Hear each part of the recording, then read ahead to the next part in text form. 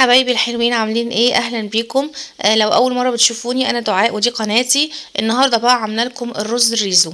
الرز الريزو نوع من انواع الرز المشهوره قوي اللي بتتقدم في مطعم كنتاكي. هنعملها في البيت بكل سهوله وبساطه، ويعني عايزه اقول لكم طعمه احلى من اللي بناكله في كنتاكي بجد، يعني خطير. بصوا منظر الرز تحفة، عليه بقى الصوص التحفة ده، والفراخ الستريبس اللي زي ما انتوا شايفين كده انا عملتها في حلقة قبل كده، هسيب لكم اللينك بتاعها في صندوق الوصف. كمان عملنا سلطة الكول سلو بكل تفاصيلها وطعمها يجنن. يلا بقى نشوف كل الحاجات الحلوة دي عملناها ازاي، بس نصلي ونسلم على اشرف الخلق سيدنا النبي عليه افضل الصلاة والسلام. معايا بقى كوبايتين من الرز المصري، لو عايزه تستخدمي رز بسمتي زي ما انت عايزه، انا عملتها بالرز المصري. وعندي كمان كاتشب ومستردة وصوص باربيكيو. والبهارات بقى اللي معايا، عندي معلقه كبيره من السكر، وعندي نص معلقه من البابريكا، من السبع بهارات، من الفلفل الاسود، وعندي رشه من القرفه، ونص معلقه من الحبهان البودر، وطبعا الملح. وعندي كمان توم بودرة وبصل بودرة برضو، من كل حاجة نص معلقة صغيرة. أول حاجة هحط في الحلة بتاعتي، هحط فيها معلقتين كده من الزيت، وهنزل بمعلقة السكر بتاعتي علشان تتكرمل في الزيت وتديني لون بني كده حلو، هيطعم لي الرز وهيوديه في حتة تانية خالص. جربوا وشوفوا النتيجة وقولوا لي ايه الأخبار. شايفين السكر اتكرمل معايا اهو، اروح على طول نازلة بالبصل. معايا حوالي بصلاية كبيرة او بصلتين صغيرين، قصدي متوسطين. واقلب كده البصل مع السكر اللي اتكرمل لحد ما البصل يدبل معايا، انا مش عايزاه ياخد اي لون، دبل معايا كده.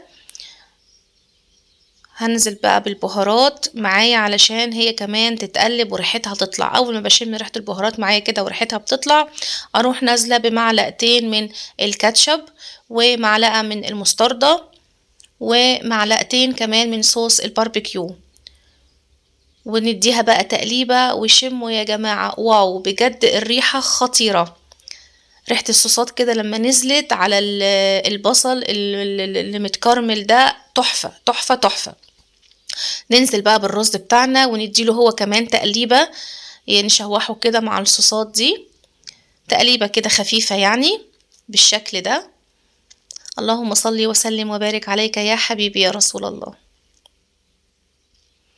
كده قلبنا الرز بتاعنا بالشكل ده. انزل بقى عليه بالمية، مية سخنة حسب بقى الرز بتاعك ما هو بياخد مية. كوباية الرز بتاخد من كوباية ونص لكوبايتين من المية حسب نوع كل رز. انا هنا كنت حاطة كوبايتين من الرز، وحطت لهم 4 كوبايات مية ناقصين شوية، انا علشان بس الصوصات اللي احنا حطيناها عشان ما يبقاش معجن معايا، يعني حوالي مثلا 4 كوبايات الا ربع كده. واغطي بقى عليه ويغلي، وهدي النار قوي علشان الصوصات والحاجات اللي احنا حاطينها دي ممكن تخلي الرز يلزق معايا او يشيط بسرعة. هعمل بقى الصوص المميز اللي بيتحط عليه. هجيب معلقة من العسل الاسود، وعليها معلقتين من الكاتشب، وكمان معلقة من صوص الباربيكيو، وكمان مستردة حوالي كده نص معلقة من المستردة، وكمان عندي معلقة او نص معلقة برضو من الصويا صوص بالشكل ده زي ما انتوا شايفين كده معايا. ده الصوص اللي بيتحط على الرز بتاعنا بعد ما يستوي. عايزة اقول لكم الصوص ده طعمه خطير، مسكر كده، ومش المسكر اللي يضايقك يعني، لا حلو قوي مع الرز، بجد خطير. الرز بتاعنا كده ابص عليه، نديله تقليبه علشان اتاكد انه ما لزقش من تحت زي ما قلت لكم، لان الصوصات دي ممكن تخلي الرز يلزق معايا. انا مجرد ما بيغلي كده كويس، وبعد كده بهدي النار قوي علشان يستوي براحته.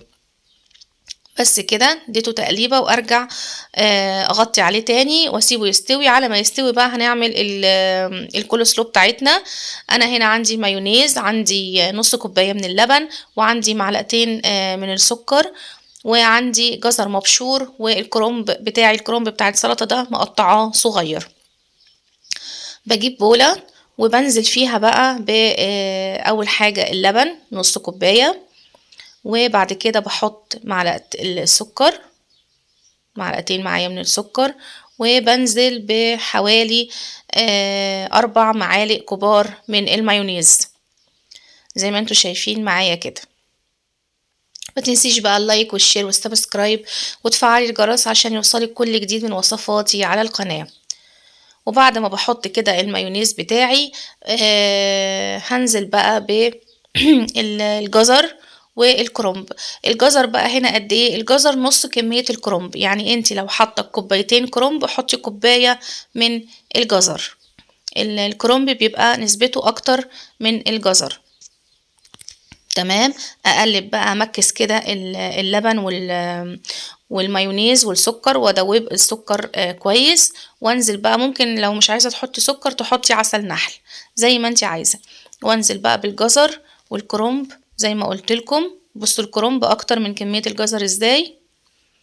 واقلب بقى كل الكلام بتاعنا ده حلو جدا جدا جدا علشان المايونيز كده يدخل في كل الكرنب بتاعنا بقى. والصوص ده ما اقولكوش يا جماعه، السلطه دي حلاوتها كل ما بتقعد كل ما الكرنب بيدبل والجزر بيدبل وبينزلوا الميه بتاعتهم كده وبيبقى طعمها احلى. يعني لو اعمليها الصبح بدري علشان تبقى طعمها احلى بجد، او اعمليها كمان من بالليل لما بتبات طعمها بيحلو وبتبقى مسكره كده ولذيذه وحلوه قوي قوي قوي. الكرنب بيدبل وبيبقى طعمه خطير بجد، بتبقى خطيره كل ما بتقعد كل ما بتحلو. كده سلطتنا بقى جاهزه. نبص على الرز بتاعنا استوى هو كمان وبقى جاهز وزي الفل. نغرف بقى طبق الرز بتاعنا. شايفين جمال الرز، هو يتاكل كده. يعني اللي مش عايز يحط عليه صوص او ما بيحبش الصوص بتاع اللي بيتحط على الرز الريزو ياكله كده، طعمه اصلا لوحده كده خطير بجد، طعمه لوحده كده تحفة. ننزل عليه بقى نحط قطع الستريبس زي ما قلت لكم، انا عاملاها في حلقة قبل كده، هسيب لكم اللينك بتاعها في صندوق الوصف، بتتعمل بمنتهى السهولة والبساطة في البيت. وانزل بقى بالصوص بتاعنا، صوص الريزو فوق الرز.